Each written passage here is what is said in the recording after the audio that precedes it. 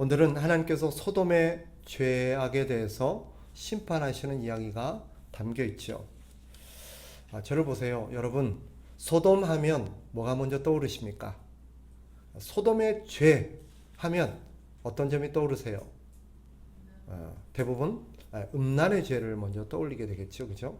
오늘 본문에서도 그려지는 것처럼 어떤 타락한 성문화, 특별히 동성애라든지 어떤 성폭력이라든지 이런 성적으로 음란한 소돔의 모습이 제일 먼저 떠오릅니다.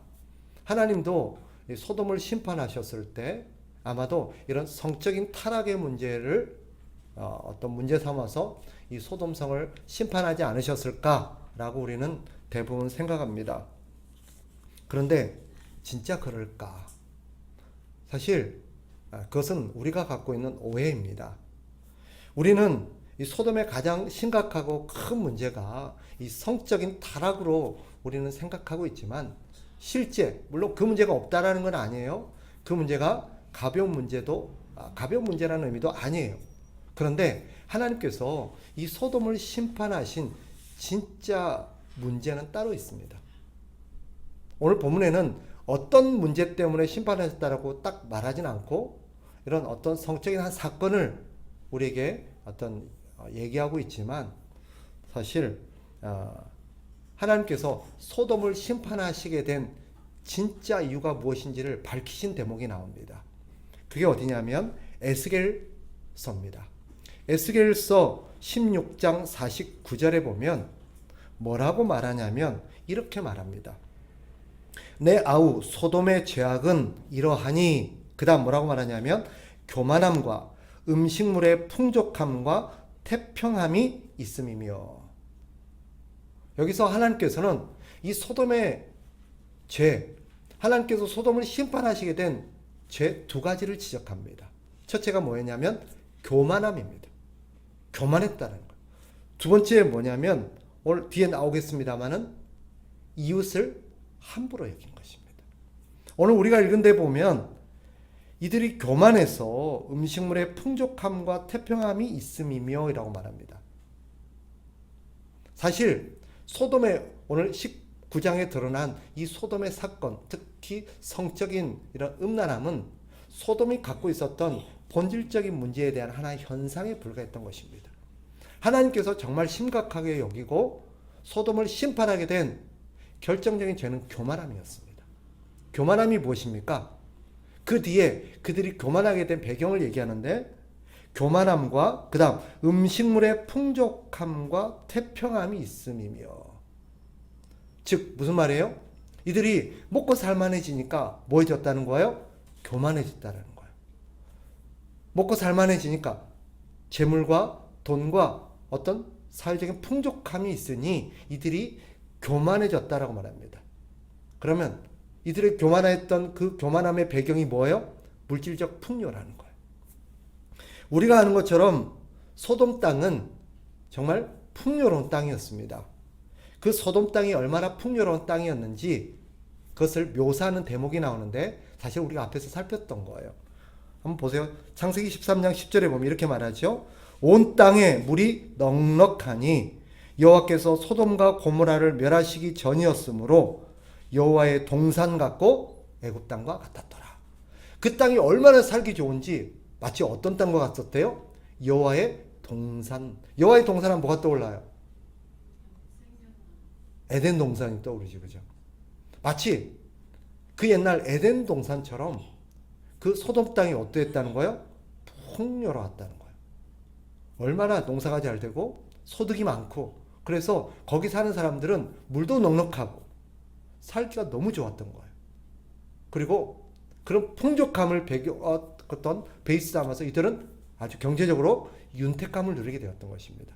이들이 부자가 되고 돈도 많고 살만하니까 어떻게 된 거예요? 교만했던 거예요. 결국 그들의 물질적 풍요로움이 독이 되어버린 것입니다. 오늘 이 사건은 우리에게 중요한 걸 일깨웁니다. 부유해진 것 자체가 죄는 아닙니다. 그러나 그 부유함이 얼마나 우리를 위험한 죄에 빠뜨릴 수 있는 요소가 되는지를 일깨웁니다.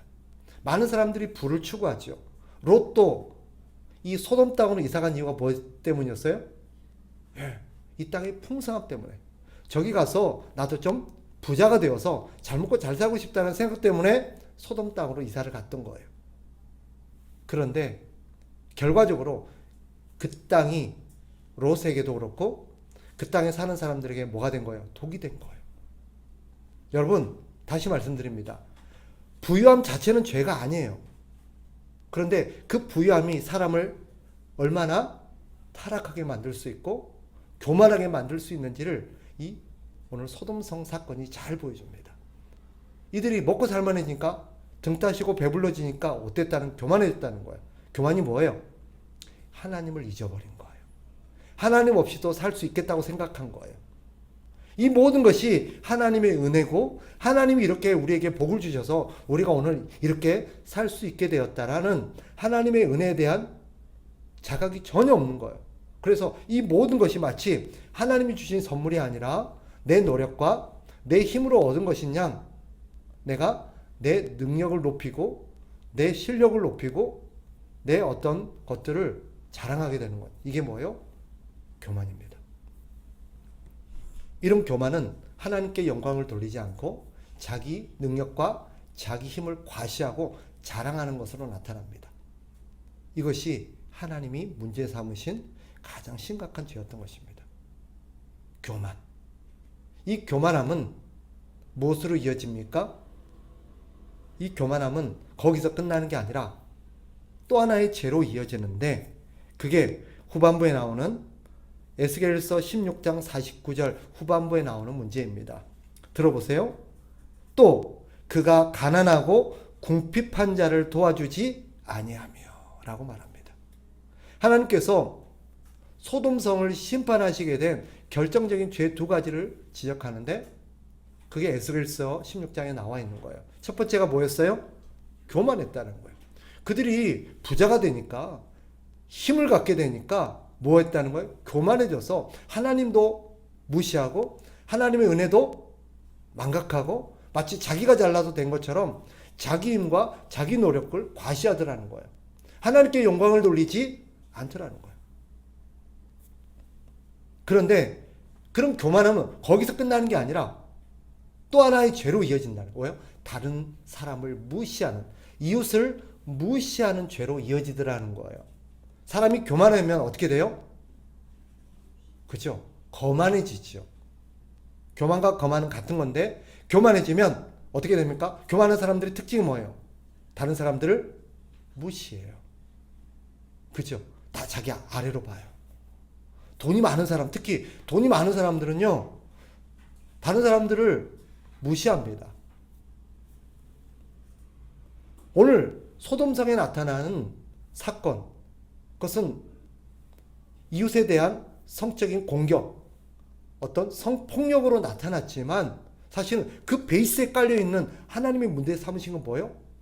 이 사람들이 힘을 갖고 거만해지니까, 교만해지니까 다른 사람을 무시하고 업신여기더라는 거예요. 그 업신여긴 결과로 나타난 한 현상이 뭐예요? 성폭력이에요. 여러분, 대부분 사회적으로 문제가 되는 성폭력을 저지르는 사람들을 보면 갑의 위치에 있어요? 을의 위치에 있어요? 대부분 갑의 위치에 있는 경우가 많아요. 자기가 갖고 있는 힘을 가지고 자기보다 약한 사람들을 압제하고 함부로 대하는 거예요. 근데 이것은 꼭 성폭력으로만 나타나는 게 아니에요. 사실 우리 주변에서 흔히 경험하는 갑질 사건으로 많이 나타나요. 자기가 힘이 있고 돈이 있다 보니까 자기가 그 돈을 가지고 자기가 권력을 행사함으로써 그 밑에 있는 다른 사람들이라나 그 다른 어떤 상대에 있는 사람들을 무시하는 경우가 많이 있죠. 뉴스나 여러 가지 매체를 보면 갑질 사건이 얼마나 많습니까? 특히 식당이나 편의점에 가면 제가 우리 아들도 그런 것들을 경험했다고 그러는데 식당에서 또는 알바를 하다 보면 그런 고객들이라든지 이용하는 사람들이 막 갑질을 해요. 그죠? 서비스업에 종사하는 사람들을 무시하고 말도 함부로 하고 폭언을 하고 무례한 경우가 참 많습니다. 자기가 갖고 있는 어떤 돈이라는 힘과 자기가 제공하는 어떤 이것으로 해서 내가 상대를 그렇게 해도 된다는 생각이 깔려 있는 거예요. 하나님께서 정말 진노하시고 하나님께서 소돔성을 심판하신 결정적인 사건이 뭐예요? 그들의 교만함과 그 교만함으로 인해서 다른 사람들을 업신여기고 무시하고 함부로 대하는 것. 그것이 결국 뭐예요? 소돔성을 심판하게 된 결과입니다. 그런데 여러분, 다른 사람을 함부로 여기는 것은 두 가지 방식으로 나타납니다. 다른 사람을 무시하고 다른 사람을 업신여기고 다른 사람에게 어떤 하나님이 우리에게 요구하신 사랑과 선을 베풀어야 될 의무가 반드시 어떤 폭력적이고 가압적으로만 나타나는 게 아니라 때로는 무관심으로도 나타납니다. 오늘 사건을 보면 우리가 집중적으로 살펴보고 묵상해보지는 않겠지만 잘 보시면 여기 보면 롯의 집에 두 천사가 나그네의 모습으로 오잖아요. 그죠? 그리고 롯이 그들을 대접하고 그 집에 머물고 있을 때 사람들이 몰려와서 그 두 사람을 끌어내라고 요구를 해요. 뭐 때문이래요? 그들과 상관하겠다는 거예요. 상관이 뭐라 그랬어요?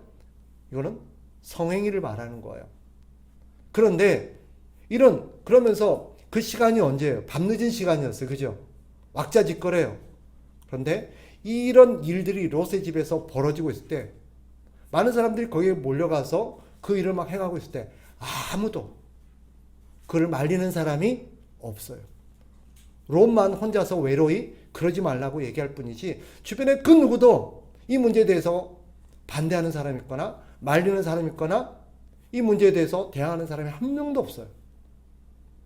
소돔의 문제는 두 가지로 나타나요. 적극적으로 힘을 가지고 약자를 또 힘이 없는 사람을 괴롭히는 것으로도 나타나고 있지만 그런 괴롭히는 현장과 괴롭히는 사건이 버젓이 그 마을과 동네 안에서 일어나고 있는데도 거기에 대해서 아무도 관심이 없다는 거예요. 하나님은 둘 다 문제 삼으세요. 우리는 적극적으로 다른 사람을 업신여기고 무시하는 것만 문제 삼지만 거기에 대해서 아무도 말하지 않고 거기에 대해서 아무도 말리지 않고 아무도 도와주지 않는 이런 무관심과 소극적인 죄도 하나님 앞에 심판받아 마땅한 죄임을 이 소돔성은 고발하고 있는 거예요.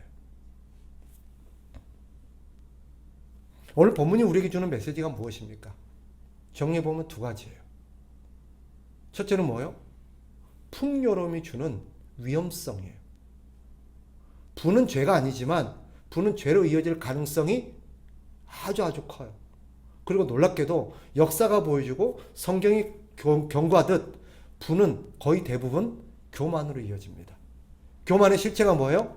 하나님 없이도 살 수 있다라고 생각하는 거고 하나님의 은혜를 깨닫지를 못하는 거예요. 사실 소돔성이 이렇게 잘 먹고 잘 살고 풍요로운 땅이 될 수 있는 것은 자기들의 능력이 아니라 하나님이 주신 선물이에요. 그들의 풍족함과 그들의 풍요로움은 사실 어떻게 나타나야 마땅해요? 어떤 반응으로 나타나야 돼요? 하나님께 감사함과 더불어서 그 풍요로움을 가지고 하나님을 위해서 선하게 흘려보내야 돼요. 그런데 소돔성이 보여주는 문제는 뭐였어요? 그 부유함이 하나님께 감사와 영광을 돌리고 다른 사람에게 나누고 베푸는, 특별히 약자들에게, 나그네 같은 사람들에게 따뜻하게 대접과 호의를 베푸는 것이 아니라 뭘로 나타나요? 자기 욕심을 채우는 일로 나타난다는 거예요. 부유해지면 죄짓기가 쉬워요. 여러분 가끔 저도 그런 생각을 합니다만 여러분도 가끔 좀 부자가 됐으면 좋겠다. 돈이 좀 많았으면 좋겠다. 좀 나도 이렇게 여유 있게 좀 살았으면 좋겠다. 이런 생각 하시잖아요. 그죠? 이런 생각 없는 사람이 어디 있겠어요. 그런데 오늘 본문이 우리에게 주는 권면과 경고에 따르면 사실 그렇게 사는 것이 훨씬 위험합니다. 어떤 면에서 우리가 지금 약간 부족하게 결핍을 느끼면서 사는 것이 은혜일 수 있습니다. 왜요? 이러니까 교만할 일이 없잖아요. 교만할 수가 없어요. 오히려 우리는 부족하고 궁핍하고 모자람이 있으니까 더 겸손하게 하나님을 의지할 수밖에 없는 거예요. 그런데 교만하면 기도를 안 해요. 교만한 사람들의 특징이 기도를 안 한다는 거예요. 우리가 지금 교만한지 아닌지를 어떻게 알 수 있느냐? 내가 하나님께 기도하며 살고 있느냐는 거예요. 왜 기도하지 않죠? 기도하지 않아도 살 수 있다라는 생각 때문이에요. 기도하지 않아도 사는데 지장이 없다라는 생각 때문이에요. 여러분, 기도하고 계세요? 우리의 삶에 기도 생활이 줄어가고 있다? 기도 생활이 어느 날 사라졌다? 교만해졌다는 증거일 수 있습니다. 하나님을 의지하지 않고 있다는 거예요. 하나님 없이도 살 수 있다는 생각이 그 안에 깔려 있기 때문이에요. 그것은 교만의 전조 증상입니다. 내가 교만한지 알 수 있는 가장 중요한 현상 하나가, 진단 현상 하나가 기도하고 있는가 하는 것입니다. 두 번째, 뭐예요? 다른 사람을 어떻게 대하고 있는가 하는 거예요. 내가 약자들, 나보다 힘이 없는 사람들, 을의 위치에 있다고 판단될 수 있는 사람들에게 내가 행하는 모습을 보면 내가 교만한가 하는 거예요. 여러분, 식당 가서 여기 계신 분들은 그러지 않을 거라고 생각해요. 우리 권사님들도 그렇고 식당이나 또 어떤 편의점에 가거나 어떤 가게 가서 막 이렇게 함부로 대하고 그러지 않으시죠, 그죠? 만약에 그런다면 우리는 교만해 있다는 증거일 수 있습니다. 하나님께서 왜 교만을 미워한지 아세요? 하나님을 무시하는 죄이기 때문이에요. 교만은 하나님을 무시하는 것으로 나타나요. 또 하나님이 또 왜 열받은지 아세요? 하나님이 사랑하는 사람, 하나님께서 하나님의 형상으로 지은 사람을 무시하기 때문이에요. 그래서 교만은 하나님이 가장 미워하는 죄요, 반드시 심판하시는 죄입니다. 오늘 본문이 우리에게 주는 메시지가 뭐예요? 우리가 등 따시고 배불러지고 우리가 먹고 살만해짐으로 있어 교만해지지 않았는가? 돌아보라는 거예요. 하나님 없이도 살 수 있다고 생각하고 기도하지 않고 있는지 돌아보라는 거예요. 그러므로 인해서 다른 사람을 업신여기고 무시하고 있지 않는지 돌아보라는 거예요. 그러면 어떻게 해야 될까요? 우리는 두 가지를 꼭 기억하고 살아야 돼요.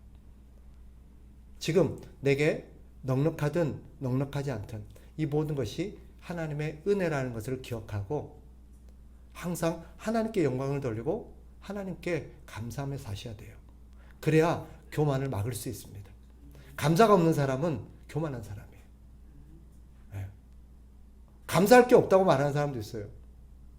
이제 우리가 연말이잖아요. 12월이잖아요. 한 해를 돌아보면서 하나님 은혜 우리 감사합시다라고 얘기하잖아요. 근데 별로 감사할 게 없어요. 이런 분들이 있어요. 이런 분들은 하나님 은혜가 없어서가 아니라 은혜를 은혜로 깨닫지 못하기 때문이에요. 이거는 교만의 하나의 증상이에요. 기도의 부재와 더불어서 감사의 부재는 교만의 증상이라는 것을 우리가 기억해야 합니다. 또 한 가지, 같은 맥락에서 우리는 항상 기도해야 돼요. 의도적으로 기도해야 돼요. 그러면서 하나님, 내가 교만하지 않도록 나를 항상 깨우쳐 주시옵소서라고 기도하셔야 돼요. 잠언 30장에 보면 아굴이라는 사람이 나옵니다. 기억나세요? 이 아굴이라는 사람이 하나님 앞에 기도하는데 하나님께 내가 두 가지를 구합니다. 하나는 뭐예요? 내가 하나님 앞에 말을 함부로 함으로써 하나님 앞에 죄를 범하지 않게 해달라고 기도하고, 또 한 가지가 뭐냐 했냐면 나로 너무 부유하게도 마시고 가난하게도 마시옵소서. 내가 적당하게 먹고 살 수 있는 양식을 나에게 주셔서 내가 하나님 앞에 교만하지도 않고 너무 가난해서 죄 짓지도 않도록 나를 지켜달라고 기도합니다. 왜? 내가 등 따시고 배불러지면 교만해서 하나님을 모른다 할까 두렵고, 내가 너무 가난해서 그 가난으로 말미암아 죄 지을까 봐 두렵습니다. 그러니 나에게 적당한 음식으로 나를 먹여 주십시오라고 기도합니다. 우리가 이렇게 기도해야 될 줄 믿습니다. 항상 하나님 교만하지 않게 해주십시오. 교만하지 않게 해주십시오. 기도하셔야 돼요. 어느 순간 이런 기도가 사라진다는 것은 내가 교만해 가고 있다는 증거고 점점 교만 치수가 올라가고 있다는 증거입니다.